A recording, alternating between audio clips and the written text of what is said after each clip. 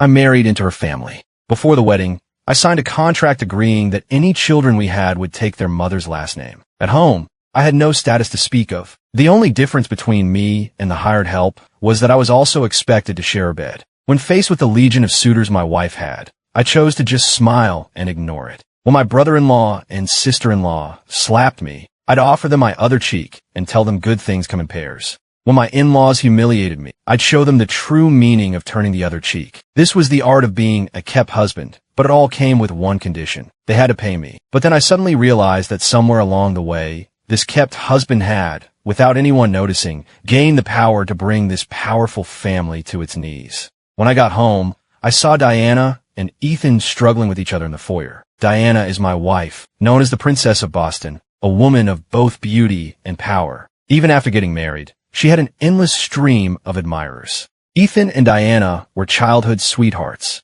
Their families were old friends, and he'd been in love with her since they were kids, but she'd never returned his feelings. I had noticed, however, that since she married me, Diana and Ethan had become unusually close. Right now, Diana's long hair was a mess. The strap of her nightgown had slipped off her shoulder, and her beautiful face was flushed. I pieced it together in my head. It looked like they had just been wrapped in a kiss when the sound of my key in the door interrupted them. If I'd known, I would have come back later.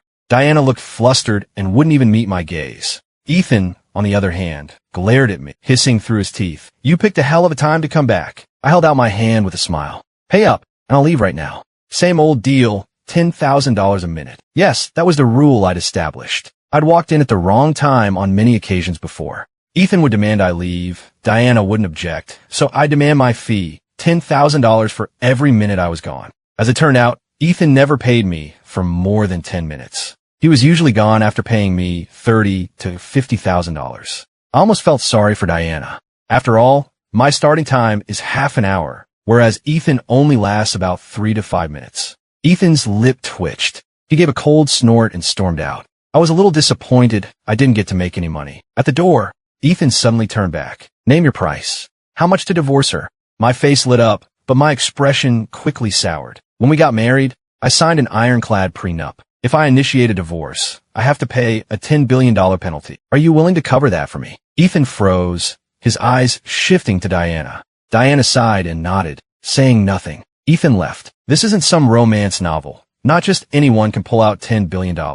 I closed the door and turned to Diana with a broad smile. "My dear wife, will you be needing my services tonight? If not, I'll sleep in the study." Diana stared at me for a long moment before turning and walking away. She really was beautiful. Pushing 30, she still had the face of an innocent girl, but with the alluring curves and grace of a mature woman. I changed my shoes and was about to head to the study on the first floor when I saw Diana had stopped at the foot of the stairs. "What is it?" I asked with a smile. Diana hesitated for a moment, then finally explained. He was trying to force himself on me. I was fighting him off. "It's not what you think." I was stunned. This was the first time she had ever explained anything to me. "But did she really need to?" I said, a little curious. "Before we got married, you made it clear that I wasn't to interfere in your personal life. You don't owe me any explanations." Diana froze, then a bitter smile turned into a cold smirk. "Forget the study. You're sleeping with me." Since the boss made a request, I had to oblige. So I followed her to the bedroom. She walked to her closet, opened the doors, and gestured to the collection of sexy lingerie inside. "Which one do you like?" I just smiled. "They all work for me." "Then just like this is fine." Diana pointed to the bed, telling me to lie down. I shook my head, reminding her, "I'm happy to perform my duties, but I'm not interested in cleaning up someone else's mess. You should probably go take a shower." Diana froze in place, then pointed at the bedroom door. "Get out," I said, a bit annoyed. "We agreed on this. I don't meddle in your private life, but taking a shower is a matter of basic respect." Diana clenched her fists. "Out." I walked to the door, then glanced back with a sly grin. "Actually, you don't have to shower, but it'll cost you extra." Thump. I saw her phone flying at my head and quickly shut the door. Women are terrifying. Back in the study, I opened my laptop and started a video conference. "Willow, I need you at the Summit Club tomorrow. I've closed the deal on their expansion project." "Oh, and Jackson, the fire safety systems at the tech park failed inspection. They're about to start a major overhaul. I've already lined up the material supplier, so I need you to go finalize the contract." And Lee, I snagged a major import-export contract from Ethan. The profit margin is in the tens of millions, and we can probably run a dozen shipments. You go coordinate it. After finishing that video conference, I moved to another room to start the next one. Before I knew it, it was past 1 a.m. by the time I wrapped up my important meetings. The truth is, all the projects I was managing were deals I'd secured from Diana's suitors. Especially Ethan. I had lied and told him I'd never touch Diana. He said that as long as I kept my hands off her, he'd throw business my way and let me make a fortune. In reality, however, Diana and I were both young. She was a captivating mix of innocence and allure, and I was tall and handsome. Living under the same roof, while not a battle every night, we certainly had our share of action 4 or 5 times a week. The next morning, I got up to make breakfast. Even though we had a chef, Diana insisted that I personally make her breakfast every day. Just like always, I made her a bowl of pasta with shredded pork. There's a reception at the family estate tonight. Are you free? Diana asked between bites. I didn't hesitate for a second. Even if I'm not, I'll make time. Why? Because a party at the Sterling estate was a gold mine for networking. Only an idiot would miss it. As for the inevitable harassment from my in-laws, I could care less. People in Boston call me the king of cuckolds. And what have I ever said about it? Diana put down her fork, her perfect brows furrowed. Do you want to go to help me fend off suitors? Or for your own reasons? I answered with conviction. Suitors are just proof of my dear wife's charm. Why would I want to fend them off? Diana stood up, her face cold. I've lost my appetite. She walked away. It seemed a shame to let the rest of her food go to waste. So I sat down and finished it. That evening, Diana and I drove to the Sterling family estate. The massive parking lot outside was already packed with luxury cars. I opened the car door for Diana. After she got out, she took my arm as we walked toward the mansion, whispering, "Tonight will be different. I hope you'll help me when I need you." I nodded without a second thought. "Don't worry, I'll be sure to stay out of the way." Diana shot me a glare, but didn't say anything else. I thought to myself, what's she upset about? Isn't this exactly what she wants? We had just stepped inside the main entrance when her brother, Leo, walked up to us. He glared at me, then snapped at Diana. "Get your hands off that loser." Diana didn't remove her hand or break her stride, simply pulling me along with her. But Leo grabbed my arm, hissing, "Tonight is important for the Sterling family. Don't screw it up." I smiled and nodded, showing no sign of being bothered. As far as I was concerned, the Sterlings were my employers, and I was just an employee. Of course I had to listen to the boss. We entered the grand ballroom, where elegant classical music played and distinguished guests mingled. As usual, our arrival turned more than a few heads. To put it bluntly, in Boston, I was a walking punchline. Wherever I went, someone was always ready to make a joke at my expense to get a few laughs. Calling it teasing is putting it mildly. It was outright verbal abuse. "Look, the king of cuckolds is here. Frank, I heard Ethan was at your place yesterday. How much did you make this time?" He was, of course, referring to my $10,000 a minute fee. I just smiled. Mr. Ethan wasn't feeling up to it, so I didn't make a dime. Then a sharp pain shot through my arm. Diana had pinched me. I heard her voice in my ear. "You're so magnanimous, but the more you act like this, the more of a tramp I look like to everyone. Don't you want to spend time with Ethan?"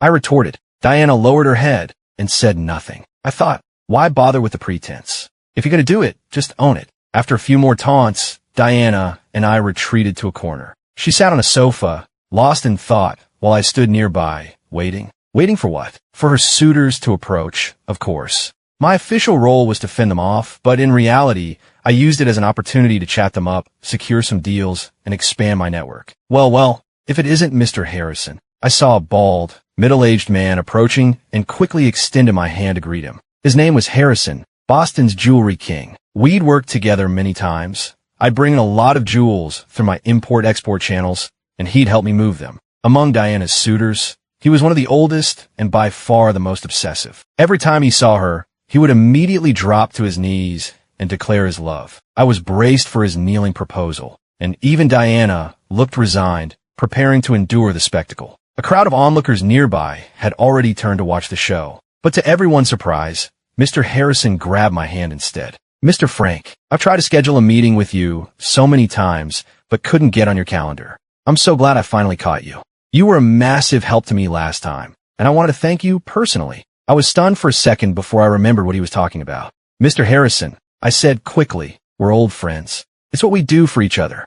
No need to be so formal." But Harrison shook his head. "My family was caught in a riot overseas. I contacted the embassy, but even they couldn't do anything. Your one phone call saved them. I have to thank you face to face." Then he pulled a thick file from his briefcase. Mr. Frank, these are the papers for 15% of my national jewelry chain. All you have to do is sign, and it's yours. A collective gasp went through the crowd. They were already shocked that I had the power to resolve an international incident. But Harrison's jewelry business was a national chain. A 15% stake was an unimaginable fortune. Even Diana was looking at me with a shocked, questioning expression. Just then, her brother Leo came over. His face was a coal mask. Frank, if Mr. Harrison is giving it to you, then take it. But don't you forget, what's yours belongs to the Sterling family. After a moment of stunned silence, the crowd broke into laughter at his words. I see now.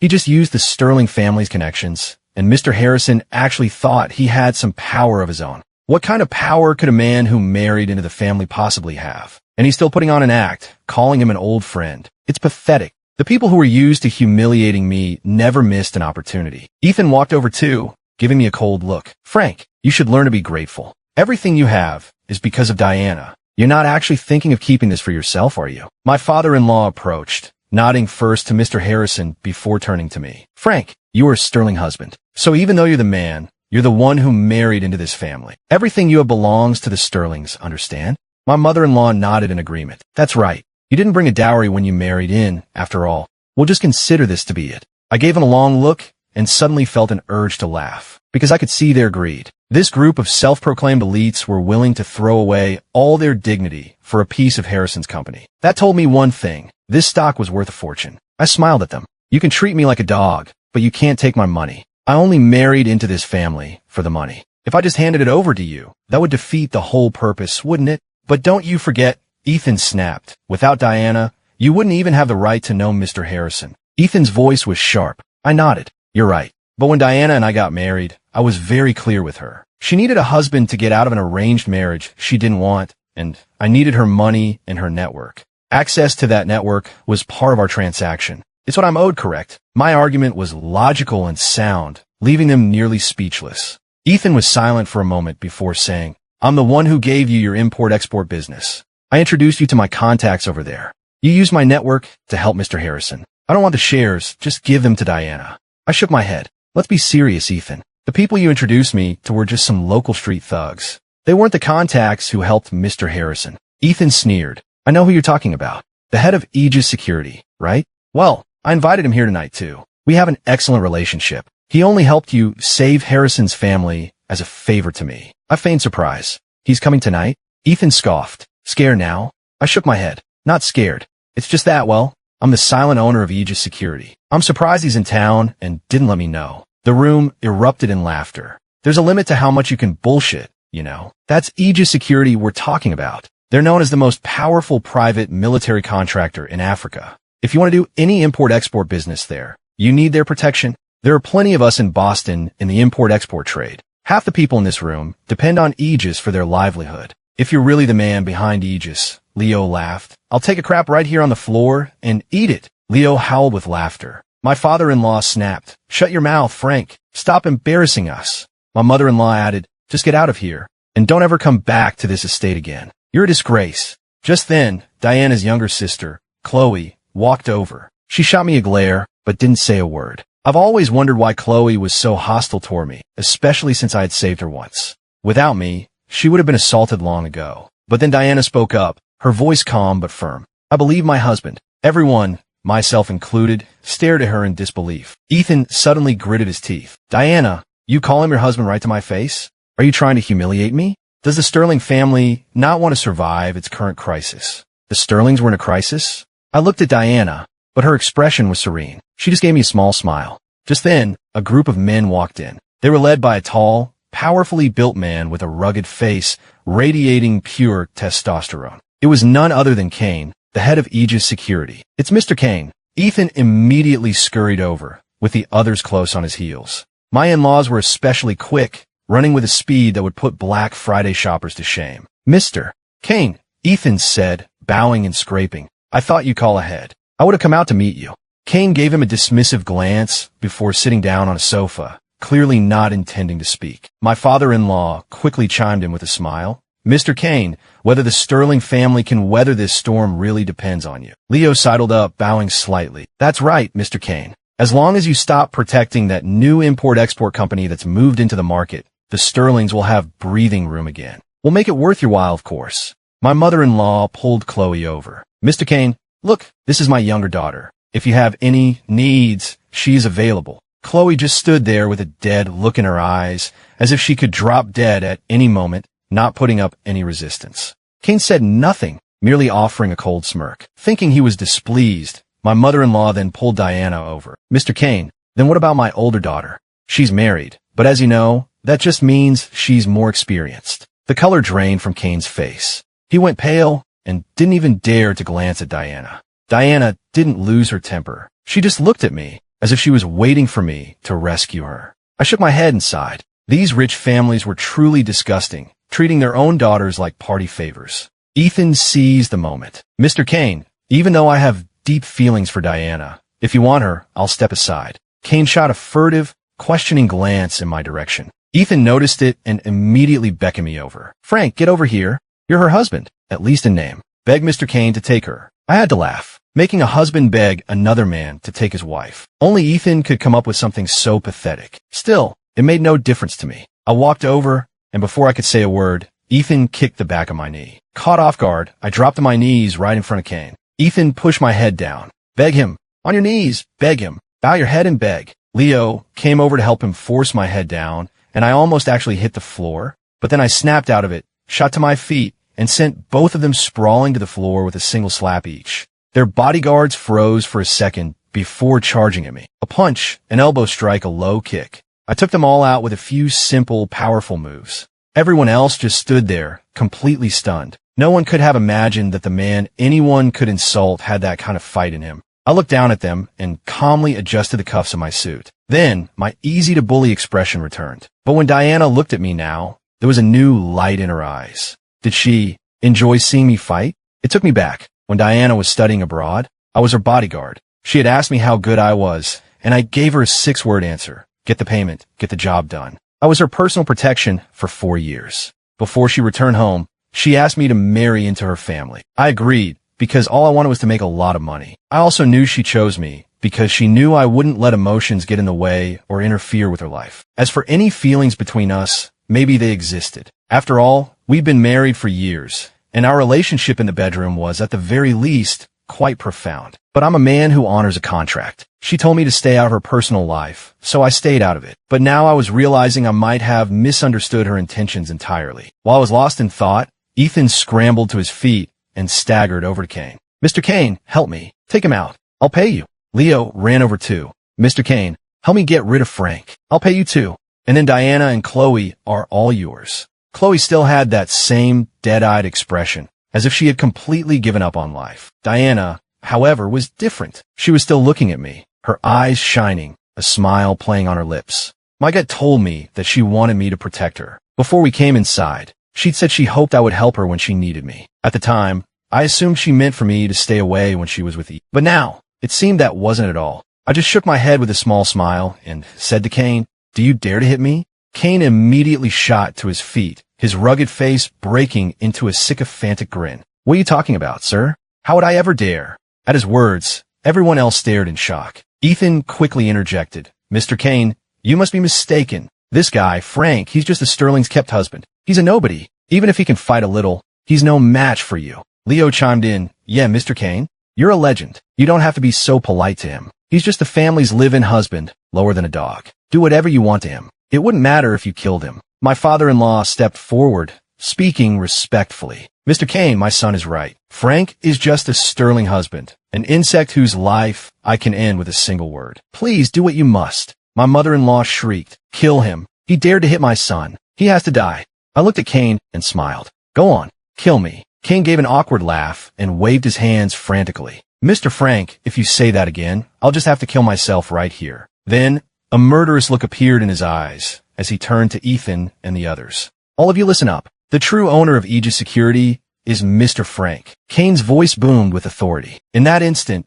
everyone panicked. It was safe to say that every single person here had mocked and ridiculed me at some point. For some of them, humiliating me was a favorite pastime. They'd throw a few insults my way every time they saw me. Of course, I never cared. I figured the satisfaction they got from insulting me was an emotional service I provided. In return, They sometimes helped with small requests I made. It was a mutually beneficial arrangement. As long as I was getting paid, I couldn't care less about something like dignity. I was abandoned at birth and taken in by an overseas welfare agency. I was passed around through several homes and had many masters until an old Chinese man finally adopted me. After the old man passed away, with no education, I learned to survive overseas with my fists. You could say I've lived a life of hardship since I was a child. That's why I'm obsessed with money. I smiled at the crowd. Don't be afraid. Even though you all insulted me constantly, you also helped me out from time to time, so I won't hold it against you. They looked skeptical, but they all breathed a collective sigh of relief. I then turned to Ethan.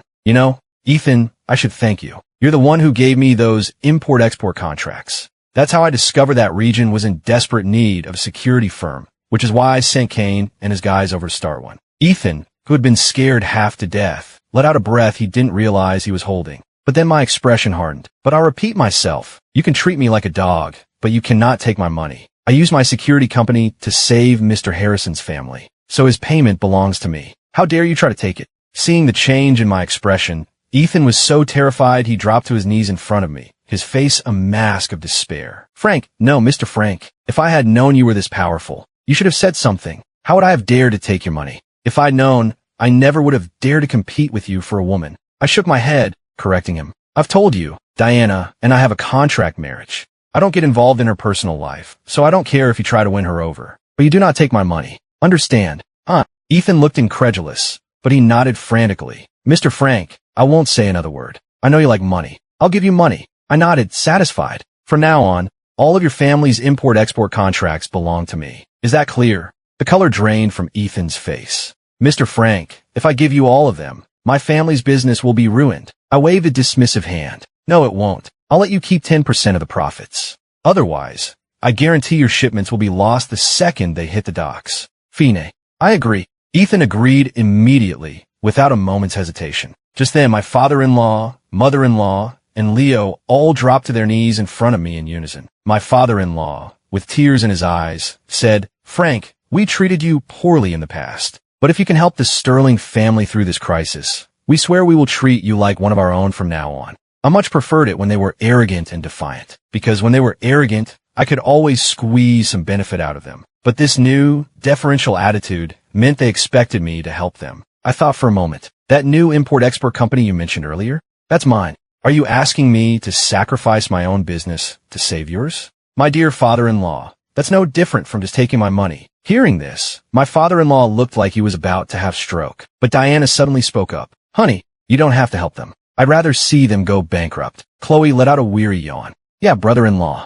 Let them go bankrupt. Let them die. What was going on? I glanced at Kane, signaling him to clear the room. Then I led Diana and her sister to the study. I had them sit down and prepare tea for them, serving them just as I always had. My dear wife, I asked, I have to admit, I don't understand you right now. Can you explain? Diana gave me a long, searching look before taking the cup and sighing. I first hired you as a bodyguard because I was being harassed by some thugs, and you saved me. Girls that age always fall for their heroes. And you were so handsome. I started falling for you right then and there. You protected me for 4 years after that. We were together day and night. There was no room for anyone else in my heart. Then I graduated, and my family arranged a marriage for me with Ethan. Before I met you, my parents had brainwashed me into believing I had to sacrifice myself for the Sterling family. I would have agreed to marry anyone they chose. But after I met you, there was truly no one else for me. As she spoke, tears streamed down her face. I was dumbfounded.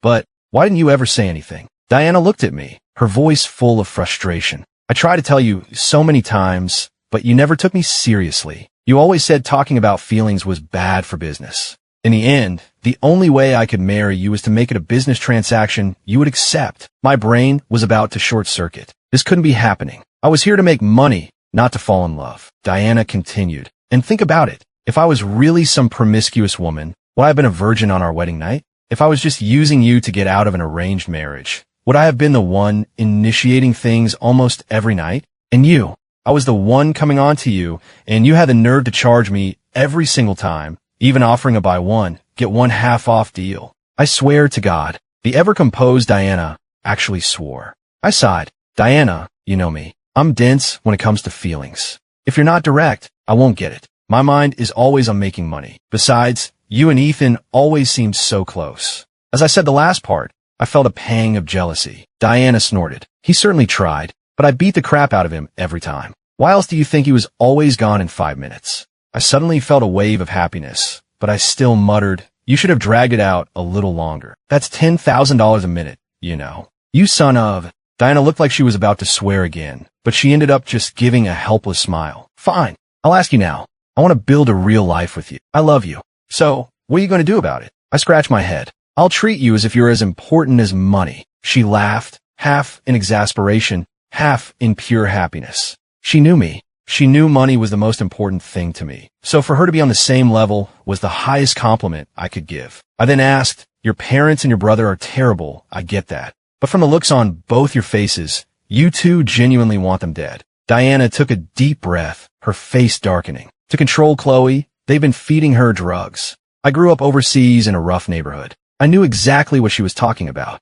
All because they wanted to force her into an arranged marriage. And she refused, Diana said through gritted teeth. Diana's voice was tight with rage. I nodded. If you're sure about this, if you really want them gone, I'll have Kane take care of it. Chloe suddenly burst into a manic laugh. If you kill them for me, I'm yours. Diana smacked her. Get a hold of yourself. Chloe covered her head and fell silent. Later, under the pretext of a business inspection, I arranged for my in-laws and Leo to take a trip overseas. And then, they disappeared. The Sterling family fortune was inherited by Diana and her sister. I gradually grew accustomed to Diana's love for me, and I began to learn how to love her back. The weight on my shoulders grew heavier, though. Diana was pregnant, which meant I had to take over managing all of her family's businesses on top of my own. The thought of my unborn child one day inheriting my fortune made my heart ache. But every morning, when I woke up and saw Diana sleeping peacefully beside me, I knew it was all worth it.